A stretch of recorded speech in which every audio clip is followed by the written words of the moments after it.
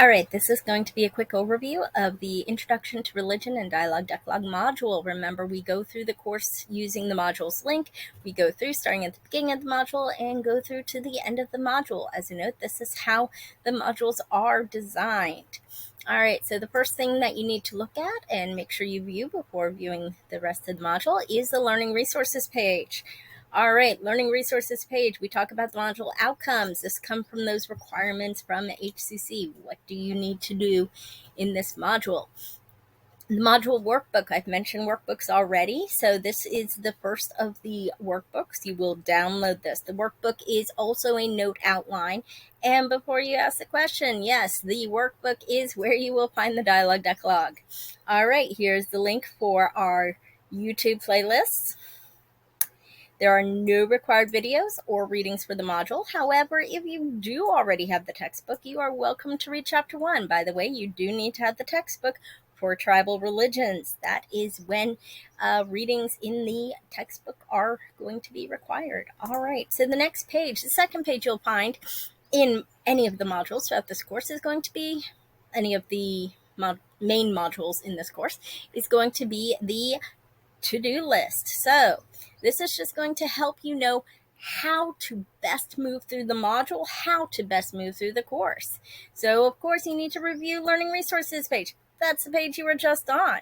You want to download that workbook. You want to go ahead and skim through the workbook. Every workbook is going to have five tasks.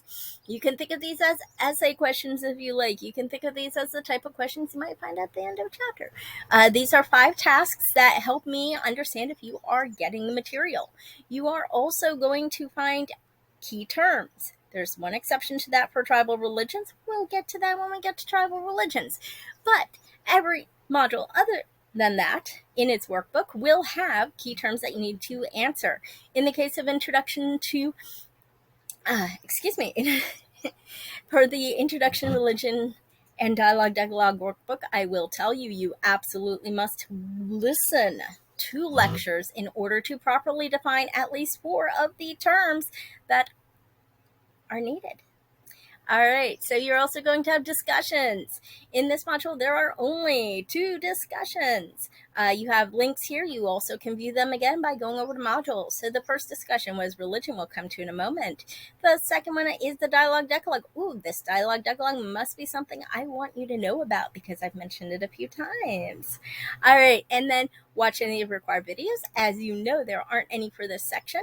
Make sure you download the workbook. And as you watch videos and read and take notes in the workbook, when you get to the point where it's talking about what is religion or the Dialogue Decalogue, go ahead and put in your initial post.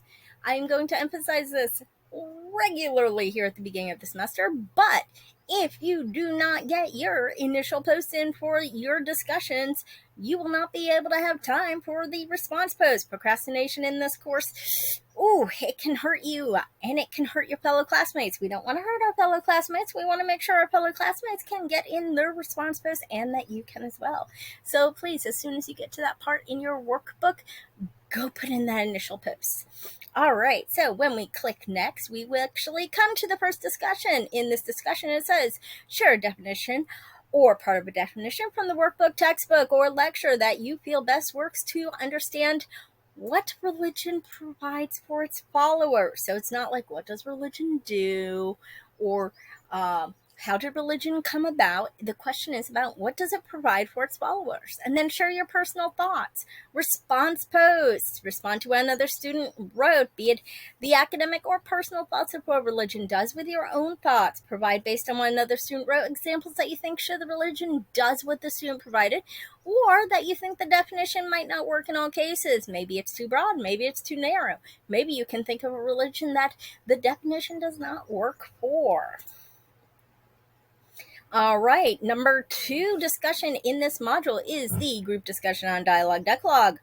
That Dialogue Decalogue, I bring it up a lot. It is in the workbook. It is not in your textbook. All right, initial post. So pick a rule, not number 1. Yes, in the dialogue decalogue, they are referred to as commandments. That was what Leonard Swidler did. So what you're going to do is you're going to choose a rule, and you're going to say why or how you think that rule is or can be seen as difficult to follow, something that's hard, not easily done, and also share why you think this rule is important specifically to our study of the world religions. Mind you, this question is slightly different than the question that is in the dialogue decalogue in the workbook. I go over that in a dialogue decalogue little video that you will see later on in this playlist. Response post. Respond to another student's post by saying why or how you think the rule is or could be made easy to follow. So if you think about this, you're going to a student said rule number X was difficult, and your response post is, well, in such and such situation, the rule could be easy to follow. Or if we were to practice ... then it could be easy to follow. And then expand on how another option for a response post is to expand on how another student stated why the rule was important by sharing how you think the rule is going to impact our class if we follow it. All right, so when we click next, what do we come to? We come to the workbook. So you downloaded this workbook from the Learning Resources page. You've been using it all along. You used it as you listened to lecture. You used it as you possibly read through your textbook. If you already have it, it's okay. If you don't have it for this first section, you do need it when we start tribal religions. I'm excited and moving through this. Now, seriously though, the workbook, if you follow along with the lecture, you'll be following along through the workbook. All right, when you submit it, you need to submit it as a DOC or DOCX file. So you're uploading it after you had downloaded it and you edit it. Now, as you note, it is due by Saturday, the 21st. I know the date doesn't show right here, but that's okay.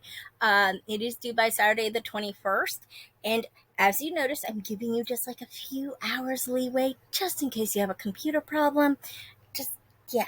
As a note, when the assignment is no longer available, that's it. It's closed until our grace period.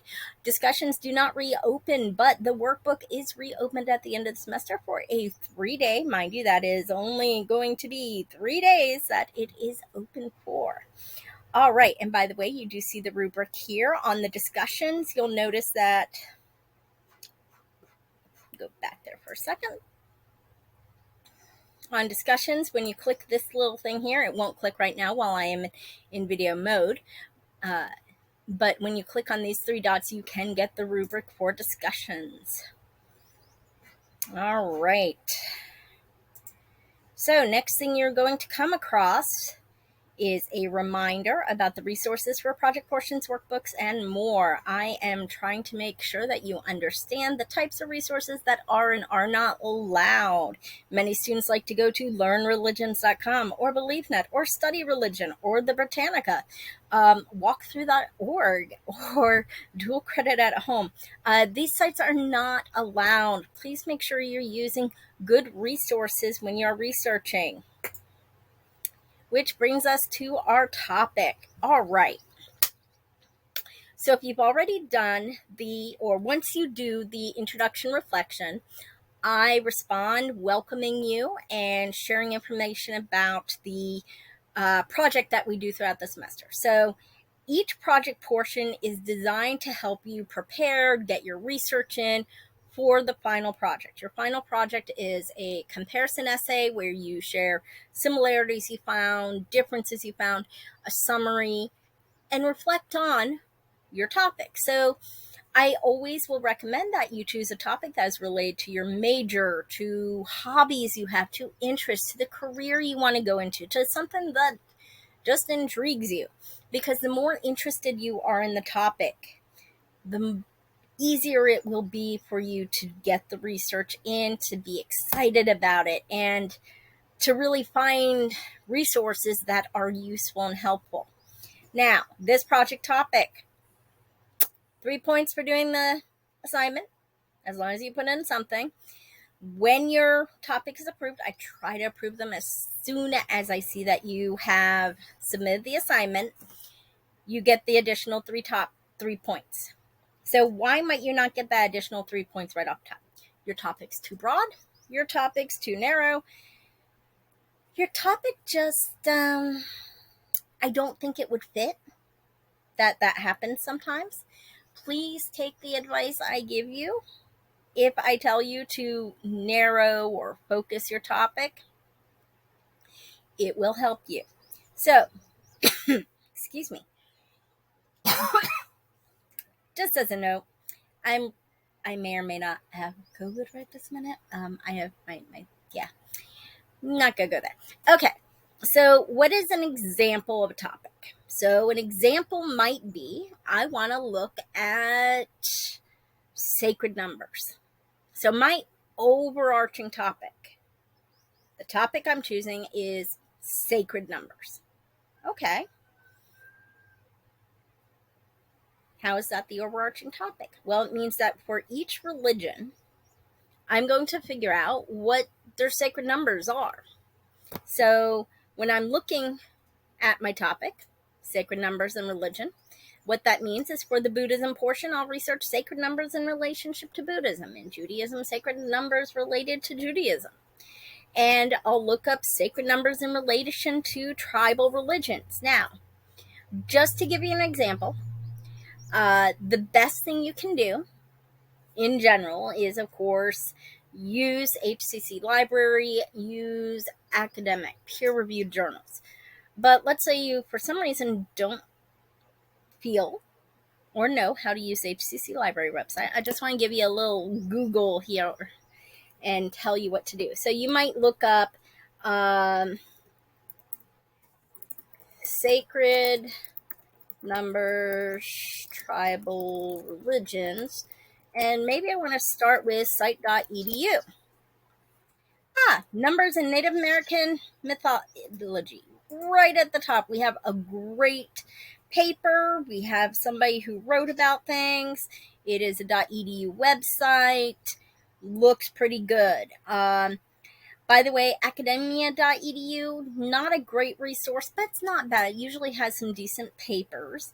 And we can go through and see if there's other things that talk about sacred numbers and indigenous, or in this case, I put tribal religions.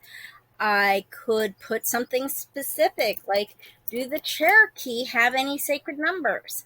And we go down, mathematics used by American Indians. That might tell me something.